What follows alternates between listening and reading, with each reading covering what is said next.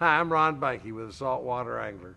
Today we're here at the premier Yamaha Boating Center in Corpus Christi, and we're with Bruce Blazer, who is the manager of this establishment here. Originally we were going to do a video with Bruce on the winterizing of your boats over the winter time. But after our conversations we've had, Bruce is more concerned about your fuel in your boat than it is in the winterizing of your boat for the year. Absolutely. We just don't have the freezes that it would take to actually winterize it. So Bruce, what I'm going to do is I'm going to turn you loose, and I'm going to let you talk about all the products that are made for protecting your fuel over the winter time while you've been hunting. Bruce? Thank you, Ron. Guys, like Ron said, winterizing down in South Texas, we just don't get the freezes. So if you'll store your motor upright, then you won't hold any water in the water jacket, and you won't have to worry about freezes and frozen water breaking any of the motor. Our big concern is, as we put down our fishing poles and pick up our rifles to go hunting, the boat sits for an extended length of time. In today's world with our ethanol fuels, the fuels won't last 3 months, 90 days, 120 days. They're not going to wait for you to come back to them. The fuel in your boat's going to be bad. So there's several steps you need to take in order to ensure that when you get back to your boat and turn the key, it's ready to go for you. Okay? First and foremost, the best thing you could possibly do is to remove all fuel from the systems. Unfortunately, that's not very practical, so very few people do that. Since we can't remove all the fuel, what we need to do is we need to treat the fuel, and we need to treat it with a good fuel additive to preserve the life of the fuel. Yamaha offers one. We carry another one from StarTron. Quite frankly, there's a number of good brands of fuel stabilizers. The key is using them correctly. You need to put the fuel stabilizer in fresh fuel, not fuel that's been in your boat for a week, 2 weeks, or worse. It needs to be fresh fuel. It needs to be done correctly and heavily for long-term storage. And then most importantly, that fuel needs to be run through the fuel system. The boat needs to be run to ensure that the fuel that you treated in the tank has now run through the fuel lines, the fuel water separators, the carburetors or fuel injection system, the complete motor.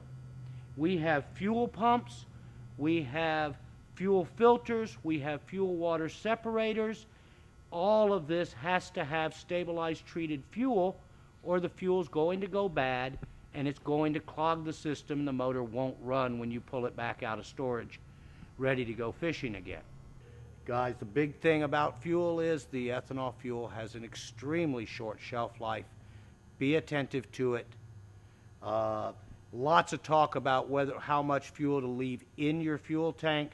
Most consensus is about 3/4 of the way full if you're going to leave fuel in the tank. Okay? The reason for that is if you leave very little fuel in the tank, there's a lot of air in that tank, you're going to suck a lot of water into that fuel. Water does not burn in your motor. It will cause you major troubles. More fuel in the tank, less air, less room to suck moisture out of, less water into your fuel.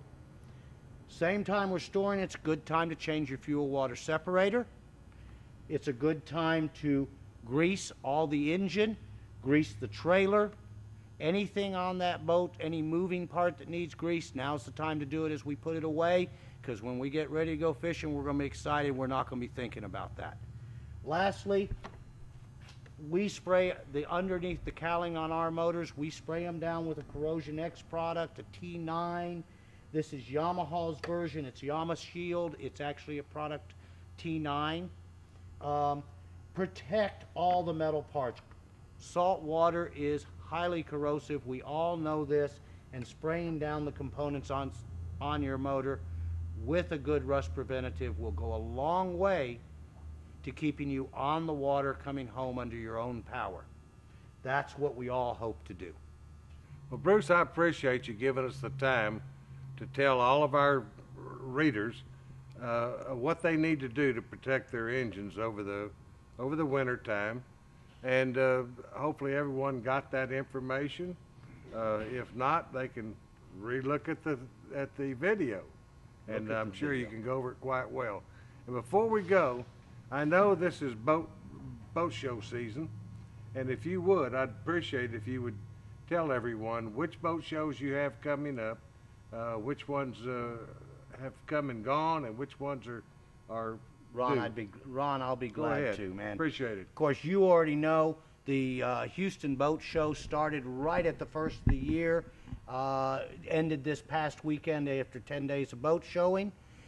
We move off from there to the San Antonio show, January 23rd through the 26th. We'll be in the Alamo Dome with all of our boats and products on display there. And then down in the Corpus Christi region, we'll be at the Coastal Bend RV and Boat Show, February 14th through the 16th, out in Robstown at the Richard Borchard. Richard Borchard. Thank you. Anyway, well, I appreciate you telling everyone, and by the way, in Ron's note, I have put those dates in there. So if you need to go to Ron's note to find the dates, do so.